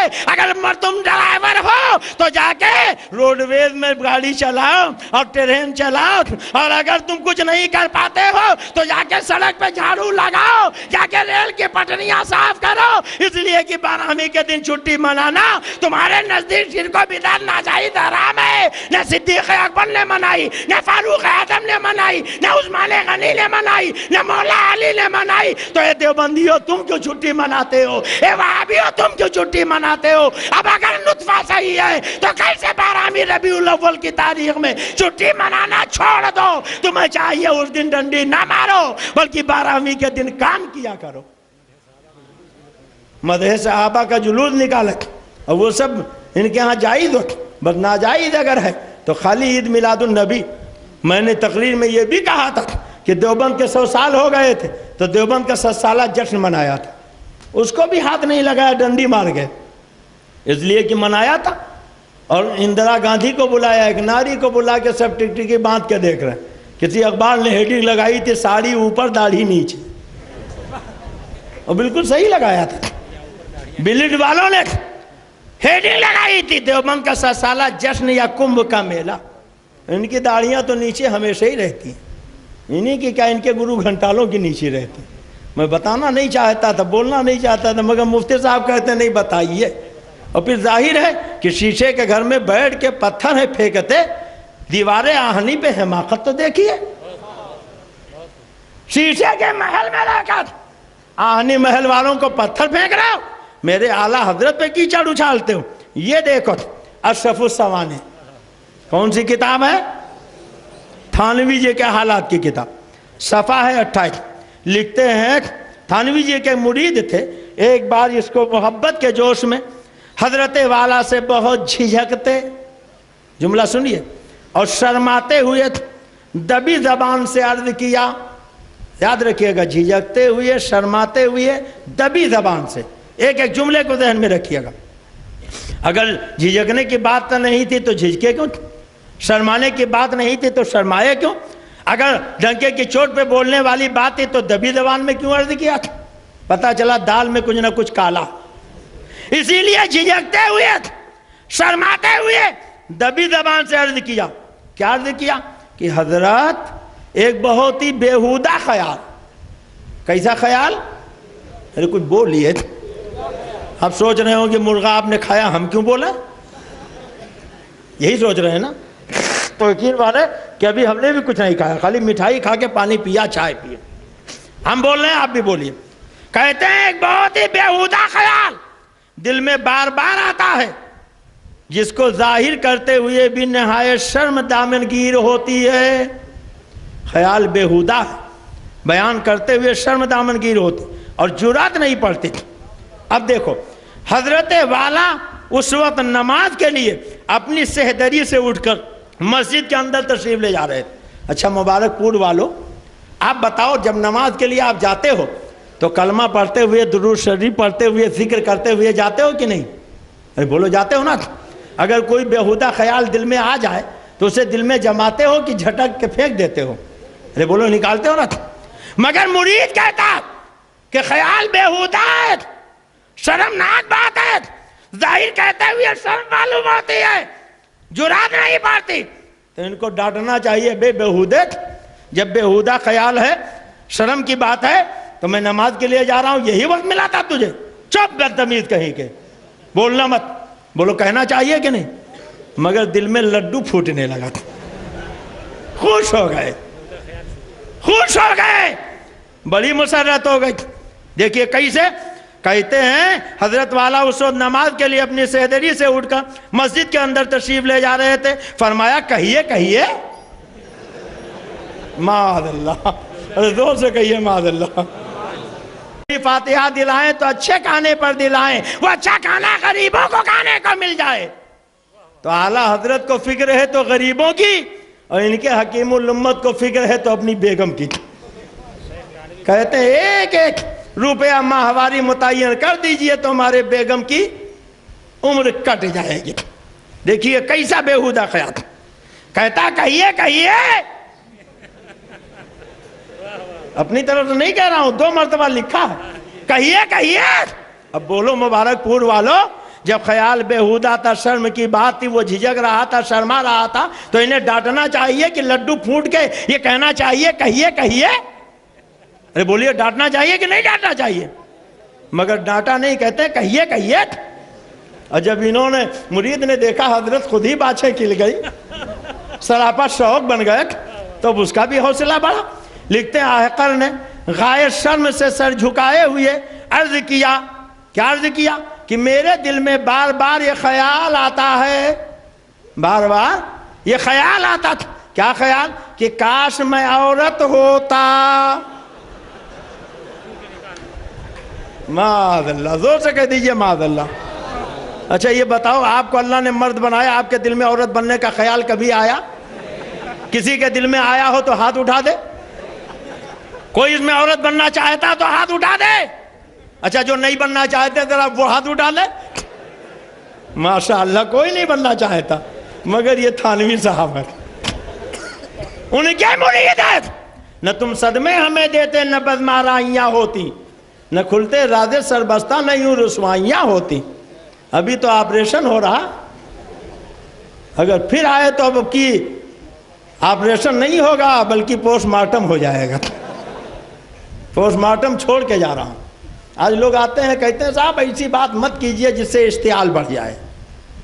طاہر گئے ابھی سے کہنے نہیں گئے کہ ڈنڈی مت مارو، اعلیٰ حضرت کو گالیاں مت دو، اشرفیہ کو چیلنج مت کرو، رسول اللہ کی توہین مت کرو، سرکار کی توہین کر کے چلا جائے۔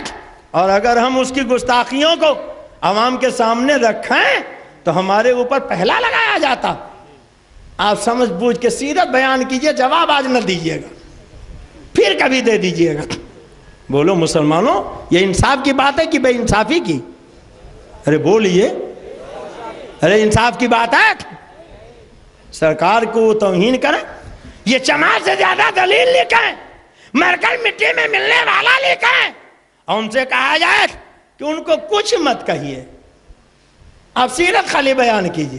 ان سے کوئی نہیں کہتا تقویت الایمان مت چھاپیے، حفظ الایمان مت چھاپیے، براہین قاطعہ مت چھاپیے۔ دیکھیے اب دیکھیے وہ کہتا کیا کہتا ہے کہ آپ کاش میں عورت ہوتا، کیا ہوتا؟ اللہ نے مرد بنایا تھا مگر خدا کا بنایا ہوا کام اس کو پسند نہیں۔ ارے جب نہیں پسند ہے تو اب تو سائنس نے ترقی کی، آپریشن کر کے مرد کو عورت بنایا، چلا جا کہیں آپریشن کرا کے بنوا لے، اور کوئی نہ ملے گا تو طاہر گیاوی سے نکاح کر لینا۔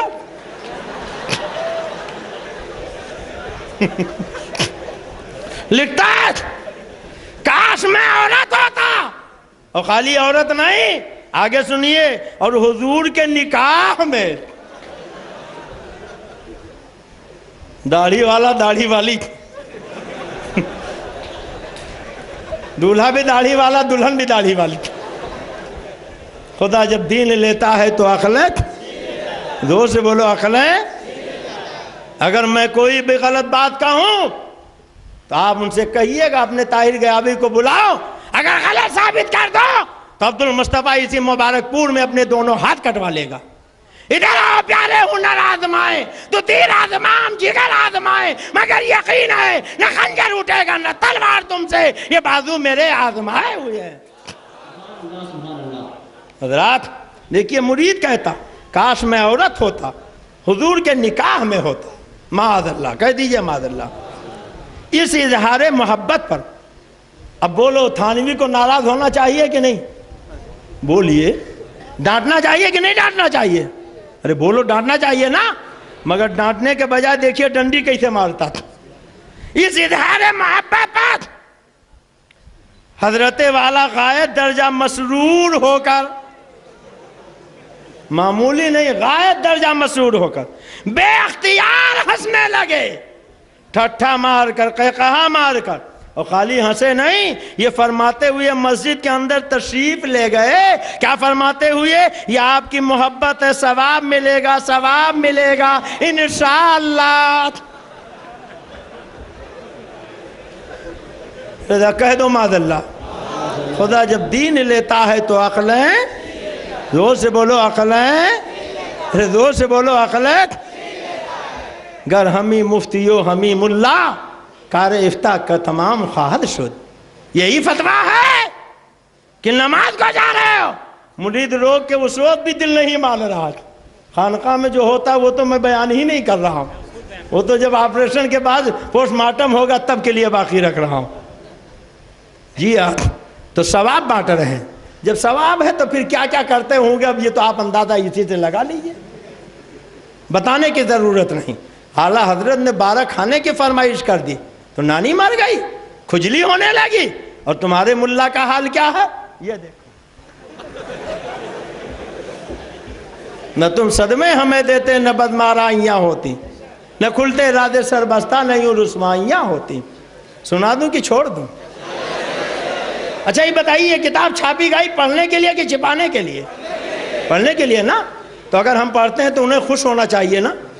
ارے بولو، یہ دیوبند سے چھپتی ہے، آپ یہیں چلے جائیے، اگل بغل میں اگر کہیں مکتبہ ہوگا تو وہیں سے مل جائے گی۔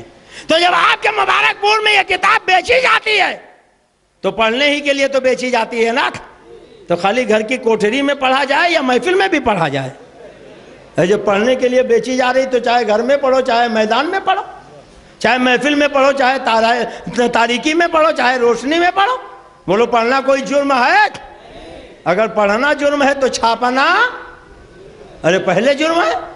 تو پہلے تو ان مکتبے والوں کو جا کے پھانسی دو، پہلے یہ دیوبند والوں کو جا کے، سہارنپور والوں کو پھانسی چڑھاؤ۔ تم نے ایسی باتیں لکھی کیوں؟ تو ان سے کچھ نہیں کہتے، ہم سناتے ہیں تو ہم کو بہت کچھ کہتے ہیں۔ پتہ چلا دال میں کچھ نہ کچھ کالا، اور کچھ رہی پوری دال ہی کالی ہے۔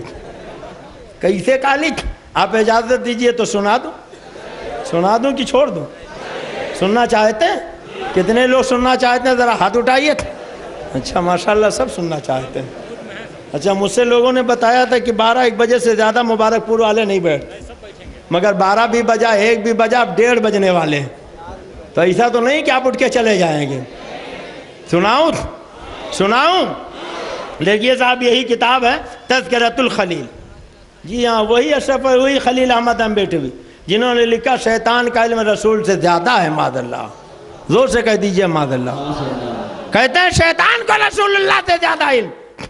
یہ دیکھیے انہی کے تذکرے کی کتاب، اور صفحہ ہے 96۔ تبلیغی جماعت کے بانی مولانا الیاس کاندھلوی کی ایک نانی تھی۔ کون؟ ارے بولو کون؟ اب نانی کا قصہ سن لو، سنا دوں نانی کا قصہ؟ ان کے نانی کے بارے میں لکھتے ہیں، بڑی لمبی عمر ہوئی، بڑی لمبی عمر ہوئی، خالی نواسوں کو نہیں بلکہ نواسوں کو اولاد کو بھی دیکھا۔ نواسوں کو تو دیکھا ہی، نواسوں کی اولاد کو بھی دیکھا، یعنی پوتے پر پوتے ہو گئے۔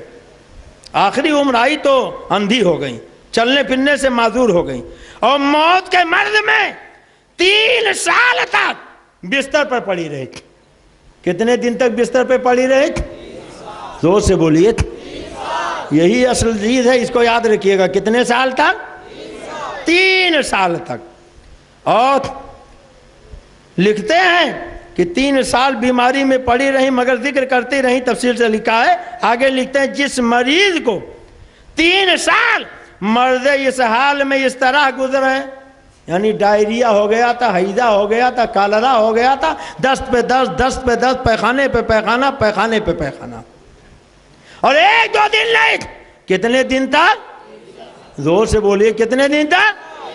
کہتے ہیں اتنا سخت تھا کہ کروٹ بدلنا بھی دشوار، اٹھنا بیٹھنا چلنا پھرنا تو دور، کروٹ بھی نہیں بدل سکتی تھی، ہر وقت پیخانے پہ پیخانہ ہو رہا تھا۔ کہتے ہیں اس کے متعلق یہ خیال بے موقع نہ تھا کہ بستر کی بدبو دھوبی کے ہاں بھی نہ جائے گی۔ ارے اگر بستر میں پاخانہ 1-2 مرتبہ لگ جائے تو جب تک 10 مرتبہ اس کو آپ صابن سے نہ دھلو گے، بولو بدبو جائے گی؟ ارے بولو جائے گی؟ اور پھر 3 سال تک جس بستر پہ پاخانے پہ پاخانہ بڑھیا کرتی رہے تو بولو اس میں بدبو ہوگی کہ خوشبو؟ زور سے بولیے۔ کہتے ہیں کہ بستر کی بدبو دھوبی کے ہاں نہ جائے گی، مگر دیکھنے والوں نے دیکھا کہ جب مر گئی غسل کے لیے چارپائی سے اتارنے پر پوتڑے نکالے گئے جو نیچے رکھ دیے جاتے تھے۔ جب بچہ چھوٹا ہوتا پاخانہ کرتا تو نیچے جو ٹکڑا آپ رکھتے اسے پوتڑا کہتے، تو بڑھیا کے نیچے جو کپڑے رکھے جاتے تھے، کہتے ہیں جب وہ پوتڑے نکالے گئے تو ان میں بدبو کی جگہ خوشبو۔ معاذ اللہ، زور سے کہیے معاذ اللہ۔ اچھا یہ بتاؤ کہ اگر بڑھیا کو یہ محمد علی کا عطر لا کے پلاتے ہوں یا عطر جنت الفردوس شمامت العنبر پلاتے ہوں تو کیا عطر پینے کے بعد پاخانہ میں خوشبو آئے گی؟ بولیے، پاخانے میں بدبو ہوتی کہ خوشبو؟ بدبو ہوتی ہے نا۔ مگر یہ کہتے ہیں 1 نہیں 3 سال تک وہ باقاعدہ شروع، ایک مرتبہ شروع ہو گیا تو ختم کا نام نہیں، اور جب نکالا گیا تو نیچے کے کپڑے سے بجائے بدبو کے خوشبو۔ اور آگے لکھتا ہے ایسی نرالی مہک پھوٹتی تھی کہ ایک دوسرے کو سنگھاتا تھا،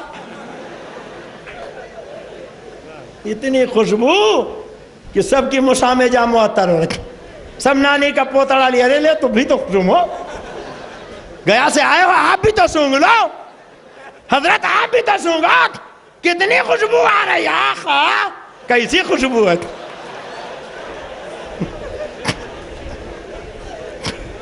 کہتے ہیں اسی نرالی مہک پھوٹتی تھی کہ ایک دوسرے کو سنگھاتا، ہر مرد عورت تعجب کرتا تھا۔ تو خالی اتنے نہیں، آگے بھی بتا دوں، بولیے بتا دوں، نانی مر جائے گی۔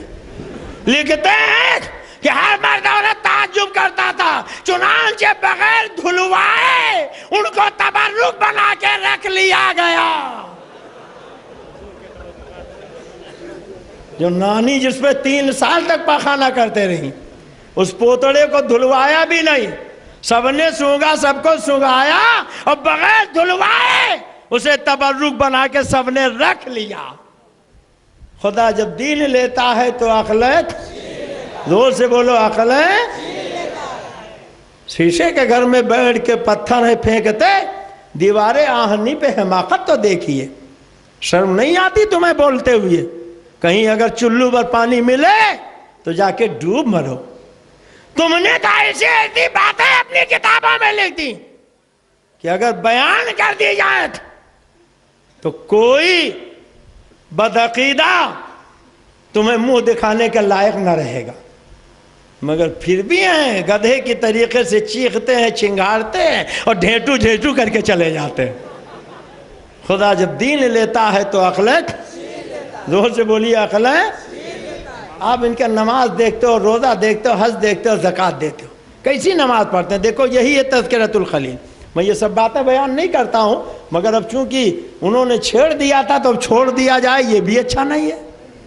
ابھی تو اس قسم کی باتیں سنانا شروع کر دوں تو پوری رات بیت جائے گی مگر یہ بات ختم نہ ہوگی۔ دیکھو یہ کتاب تذکرۃ الخلیل، صفحہ ہے 330۔ کون سا صفحہ ہے؟ زور سے بولیے، 330۔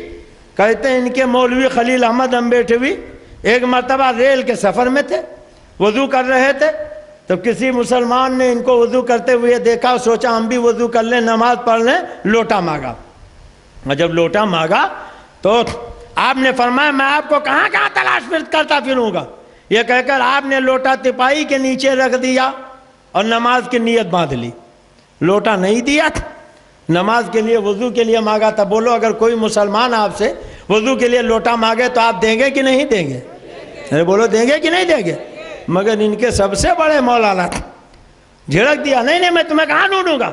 لوٹا نہیں دیا، خود وضو کیا، تپائی کے نیچے رکھا اور نیت باندھ کے کھڑے ہو گئے.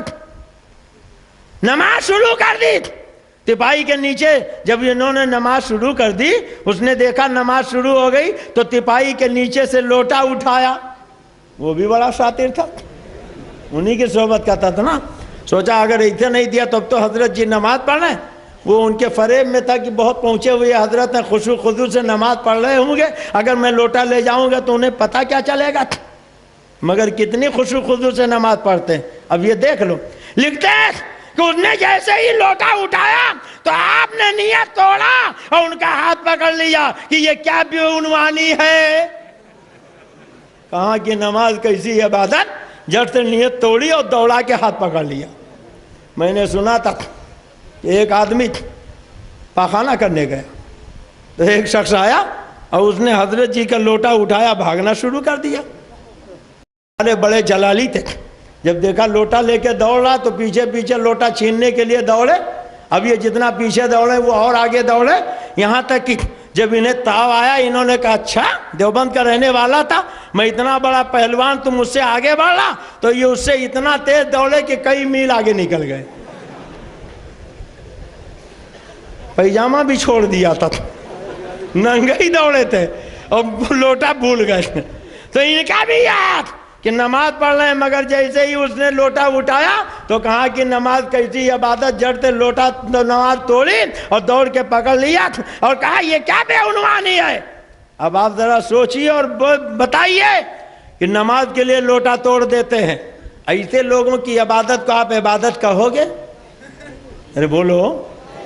اور دیکھو یہ کتاب ہے فضائل اعمال، ڈپلیکیٹ نام، اوریجنل نام اس کا تبلیغی نصاب ہے. اب بدل دیا، گرگٹ کی طرح یہ رنگ بدلتے رہتے. کبھی کبھی بسوں میں کتاب بیچنے والے آتے ہیں تو کہتے ہیں ادھر سے دیکھو تو گرو، ادھر سے دیکھو تو چیلا. وہی حال ان کا، اب تک ان کا نام تبلیغی نصاب تھا. اب جب دیکھا بھانڈا پھوٹ گیا تب اس کا نام بدل کے فضائل اعمال لگ دیا. یہاں میرے پاس تقویت الایمان کے دو نسخے، ایک نسخہ ہے جو دیوبند سے چھپا، دوسرا نسخہ ہے جو ندوہ سے چھپا. دیوبند والے نسخے میں لکھا ہے کہ حضور نے فرمایا میں فوت ہو کر آغوش لحد میں سو جاؤں گا. اور دیوبند والے ندوہ والے نسخے میں لکھا ہے کہ مر کر مٹی میں مل جاؤں گا. کہہ دیجئے معاذ اللہ. میں پوچھتا ہوں سارے دیوبندیوں سے، اگر عبارت صحیح تھی تو اب نئے ایڈیشن میں آپ نے بدلا کیوں؟ اگر بدلا تو تم جیتے کہ ہم جیتے؟ ارے بولو.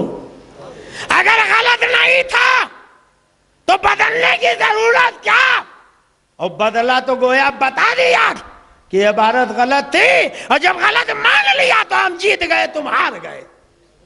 اچھا اگر ہار گئے، غلط مان کے بدل لیا تو تم نے بدلا تو اس کا نام تقویت الایمان رکھنا چاہیے کہ اصلاح تقویت الایمان رکھنا چاہیے. مگر عبارت بدل دی اور ڈنڈی مار کے نام وہی رہنے دیا. اور یہی اتنا نہیں، آپ یہ بھی تو سوچیں کہ عبارت بدلی، نام بدلا، اور اس کے بعد کہتے ہیں حضرت مولانا اسماعیل شہید رحمت اللہ علیہ. تو جب عبارت غلط نہیں تھی بدلا کیوں؟ اور غلط تھی اگر بدل دیا تو پھر ان کو شہید کیوں کہتے ہو؟ کہو انہوں نے غلط لکھا تھا، وہ غلط تھے، اب ان کو شہید بھی مانو صحیح بھی مانو، ان کی عبارت کو غلط بھی مانو. یہ آخر دونوں سچ کیسے ہو سکتا ہے؟ اگر عبارت بدلی تو گویا غلط انہوں نے کیا، اور جب وہ صحیح ہے تو ان کی عبارت بدل کے تم نے غلط کیا. یا تو تم غلط ہو یا لکھنے والا غلط ہے. یہ دیکھو یہ ہے فضائل اعمال. اور فضائل اعمال میں باب ہے فضائل نماز کا. بولو کون سا باب ہے؟ فضائل نماز کا. اس میں لکھا ہوا ہے کہ نماز کا معظم حصہ ذکر ہے، قرأت قرآن ہے. یہ چیزیں اگر غفلت کی حالت میں ہوں تو مناجات یا کلام نہیں. معاذ اللہ، کہہ دیجئے معاذ اللہ. اگر میں آپ سے پوچھوں کہ آپ لوگ نماز پڑھتے ہو تو کتنے لوگ نماز میں خشوع اور خضوع قائم رکھ پاتے ہو؟ تو شاید 10-15 لوگوں سے زیادہ نہ ایسے ملیں. نماز کی نیت باندھی، شیطان بہکانے آیا، غفلت ہو گئی، کھڑے ہیں مسجد میں امام صاحب کے پیچھے، ذہن کہیں کا کہیں پہنچ گیا. بولو ہوتا ہے کہ نہیں ہوتا؟ بولو ہوتا ہے کہ نہیں؟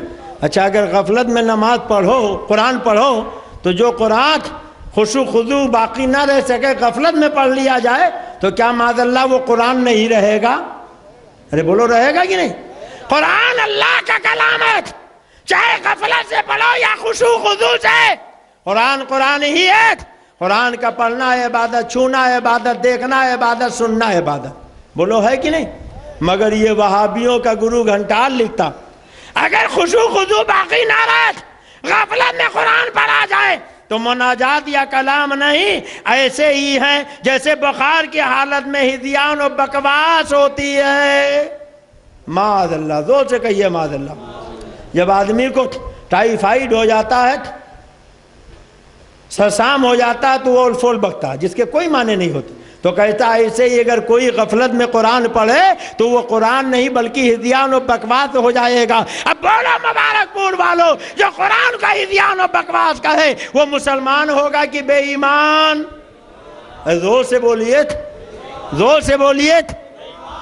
کتنا ان کو قرآن سے محبت ہے. اجازت دو تو نماز کی بات بھی بتا دوں، روزہ کی بات بتا دوں. نماز تو آپ نے سن لیا، روزہ کی بات بتا دوں. یہ ایک کتاب ہے ارواح ثلاثہ، اسی میں وہ بھیانک عبارت خانقاہ گنگوہ والی لکھی، مگر وہ نہیں سنا ہوگا. بس اس کا ایک واقعہ سنیے. صفحہ ہے 343. بولو کون سا صفحہ ہے؟ زور سے بولیے. 343. لکھتے ہیں کہ مولانا رفیع الدین رحمت اللہ علیہ فرماتے تھے کہ میں نے کبھی حضرت نانوتوی کے خلاف نہیں کیا. اللہ کے خلاف ہو، قرآن کے خلاف ہو، حدیث کے خلاف ہو جائے، مگر قاسم نانوتوی کے خلاف نہ تھا. کہتے ہیں ایک دن میں چھتا کی مسجد میں حاضر ہوا، حضرت احاطہ مسجد میں ہولے بنے ہوئے تناول فرما رہے تھے، چنا کھا رہے تھے. بولو کیا کھا رہے تھے؟ چنا. اچھا یہ بتاؤ، آپ کچھ کھا رہے ہو، کوئی مسلمان آ جائے، آپ دیکھو گے تو کہو گے بھائی جان آئیے آپ بھی کھائیے؟ بولیے کہو گے کہ نہیں کہو گے؟ کہو گے نا. اگر آنے والا کہہ دے میں روزے سے ہوں تو دوبارہ آپ کھانے کے لیے کہو گے؟ بولو کہو گے. مگر یہ دیکھیے تھانوی جی کی کتاب میں لکھا تھا کہ جب انہوں نے وہ چنے کھا رہے تھے مجھ کو دیکھا تو فرمایا کہ آئیے مولانا. میں نے عرض کیا حضرت میرا تو روزہ ہے. پھر یہی فرمایا تھوڑی دیر تأمل کر کے کہ آئیے مولانا. اور جب دوبارہ کہا تو میں فوراً بلا تأمل کھانے بیٹھ گیا. اتنا بڑا پیٹو تھا کہ ایک مرتبہ تو کہہ دیا میرا روزہ، مگر جب دوبارہ کہا تو کھانے بیٹھ گیا. لکھتے ہیں حالانکہ عصر کی نماز ہو چکی تھی، افطار کا وقت قریب تھا، حضرت نے فرمایا اللہ تعالیٰ اس سے زائد آپ کو ثواب عطا فرمائے گا جتنا کہ روزہ میں ہوتا ہے. اب بولو مبارک پور والو، ثواب روزہ رکھنے میں ہے کہ توڑنے میں؟ ارے بولو کس میں ہے؟ مگر یہ ان کا فتویٰ ہے، دیوبند کی کتاب ہے، جس میں لکھتے ہیں روزہ میں اتنا ثواب نہ ملتا جتنا روزہ توڑنے میں. اور اگر اجازت دیجئے تو بس آخری بات نماز کی بتا کے ختم کر دوں. بتا دوں کہ چھوڑ دوں؟ ارے بولیے بتا دوں کہ چھوڑ دوں؟ آپ لوگ جانا بند کیجئے، بس رک جائیے، بس تھوڑی دیر کے لیے رک جائیے، بس 10 منٹ میں انشاءاللہ اپنی گفتگو مکمل کر دوں گا. یہ دیکھیے ایک کتاب ہے ان کا توحید کا قلعہ، غیر مقلدوں کی کتاب. جانتے ہو اس کا صفحہ ہے 7. بولو کون سا صفحہ ہے؟ زور سے بولیے. لکھتے ہیں کہ کاغذ یا تانبے یا لوہے کے ٹکڑے پر اللہ کا نام یا آیت الکرسی لکھ کر گاڑیوں میں لٹکانا یا قرآن شریف گاڑی کے اندر اس اعتقاد سے رکھنا کہ اس سے گاڑی ہر طرح کی آفت بلا نظر بد وغیرہ سے محفوظ رہے گی، شرک کی قبیل سے ہے. معاذ اللہ. اب بولو قرآن جہاں رہتا وہاں برکت ہوتی ہے کہ نہیں؟ ارے بولو ہوتی ہے کہ نہیں؟ اور کہتے ہیں اگر اس نیت سے گاڑی میں یا گھر میں قرآن رکھو گے تو مشرک ہو جاؤ گے. خدا جب دین لیتا ہے تو عقلیں، زور سے بولو عقلیں، یہ ہے صف السوالق، اور صفحہ ہے 20۔ کون سا صفحہ ہے؟ ایک اندھے حافظ جی تھے، قرآن ان کو بہت اچھا یاد تھا۔ ایک دن تھانوی جی کے پاس پہنچے اور کہنے لگے کہ مجھ کو قرآن بہت اچھا یاد، کوئی مجھے دھوکہ نہیں دے سکتا۔ تو تھانوی صاحب نے چیلنج کر دیا، میں تمہیں دھوکہ دوں گا؟ کہا نہیں دے سکتے۔ کہا نہیں، میں تمہیں دھوکہ دوں گا۔ اب دونوں میں ٹھن گئی، اندھا کہتا دھوکہ نہیں دے سکتے، اور یہ حکیم الامت یعنی مریض ملت کہتے ہیں میں دھوکہ دوں گا۔ نماز کا وقت ہو گیا، تھانوی جی نے وضو کیا، اذان ہو گئی، اقامت ہو گئی، مسجد میں صفیں قائم ہو گئی، مصلی پر پہنچ کر کھڑے ہو گئے نماز پڑھانے۔ میں نے مسند ابو اعلیٰ کی روایت تقریر میں سنائی تھی، اس کو مذاق اڑا کے کہا تھا کہ دیکھو ملا نے کہا ہے کہ سرکار مسکرائے تو پوری وادی بدر جگمگانے لگی، جبریل کے لیے دروازہ نہیں کھلا۔ خدا جب دین لیتا ہے تو عقلیں چھین لیتا، ڈنڈی مار کے یہ باتیں بیان کی۔ یہ دیکھو تمہارے ملا کی بات تو ڈنڈی مار کے نہیں سناتا، پوری سناتا ہوں۔ بولو اس میں کچھ ڈنڈی مار رہا ہوں؟ ارے بولو مارت۔ تو اندھا کہتا ہے کہ مجھے دھوکہ نہیں دے سکتے، وہ کہتے دوں گا۔ نماز کے لیے کھڑے ہو گئے، تلاوت شروع ہو گئی، ایک جگہ اللہ یعلم آیا تو تھانوی جی نے بہت لہرا کے کہا اللہ، اور جب جھٹکا انہوں نے دیا تو بیچارہ اندھا تو اندھا، وہ سمجھا کہ حضرت جی رکوع میں جا رہے ہیں، وہ جھٹ سے رکوع میں چلا گیا۔ اور جب وہ رکوع میں چلا گیا تو تھانوی جی بجائے رکوع میں جانے کے یا عالم ما تحمل کہہ کر آگے قرأت شروع کر دیتے، آگے قرأت شروع کر دیتے۔ اب دیکھو لکھتے ہیں کہ اس پر حضرت والا کو بے اختیار ہنسی آ گئی۔ اچھا ایک بات بتاؤ کہ تھانوی جی تو مصلی پر تھے، وہ اندھا پیچھے مقتدی بن کے کھڑا تھا، اگر پیچھے کوئی رکوع میں چلا جائے تو امام کو آگے پتہ چلے گا؟ بولو، پتہ چلنے کی ایک ہی صورت ہے کہ وہ جھانک رہا ہو، بار بار دیکھ رہا تھا۔ تو تھانوی جی نے وضو کس لیے کیا تھا؟ نماز کے لیے کہ دھوکہ دینے کے لیے؟ بولو کس لیے؟ اذان کس لیے دلائی تھی؟ نماز کے لیے کہ دھوکہ دینے کے لیے؟ تکبیر کس لیے کہلائی؟ اذان کے نماز کے لیے کہ دھوکہ دینے کے لیے؟ اور خود تکبیر تحریمہ کس لیے کہی؟ اور نیت باندھ کر کھڑے ہوئے قرأت کس لیے شروع کی؟ قرآن پڑھا دھوکہ دینے کے لیے۔ اور جب دھوکہ دینے میں کامیاب ہو گئے تو کہا کہ نماز کیسی عبادت، جج سے کہا مارا اور ہنس کر اس کو نماز توڑ کر الگ ہو گئے۔ کہہ دو معاذ اللہ، زور سے کہہ دو معاذ اللہ۔ حضرات پوچھو ان دیوبندیوں سے، خود اس سے گیاوی سے پوچھو کہ دھوکہ دینے کی نیت سے وضو کرنا، نماز پڑھنا، قرآن پڑھنا، تلاوت کرنا کیسا ہے؟ تو اگر مفتی کے مفتی نہیں ہیں تو فتویٰ دینا پڑے گا کہ دھوکہ دینے کی نیت سے نماز پڑھنا کفر ہے۔ بولو کیا ہے؟ زور سے بولو کیا ہے؟ ارے زور سے بولو کیا ہے؟ کفر ہے۔ کہتے ہیں تھانوی جی کہ اس قدر ہنسی سے مغلوب ہوئے کہ قہقہا مار کر ہنس پڑے اور نماز توڑ کر الگ ہو گئے۔ حضرت والا کے والد ماجد بھی علیحدہ پلنگ پر بیٹھے تھے، قرآن شریف سن رہے تھے، انہوں نے سبب پوچھا۔ جب حضرت والا نے واقعہ بیان کیا تو باوجود متانت کے انہیں بھی ہنسی آ گئی۔ وہی ہجڑے ابا جان، جی ہاں، کھجلی کی دوا لگانے والے، جو ہجڑا ہوگا وہی تو بیٹا جب نماز توڑ کر ہنسے گا تو بجائے ڈانٹنے کے خوش ہوگا۔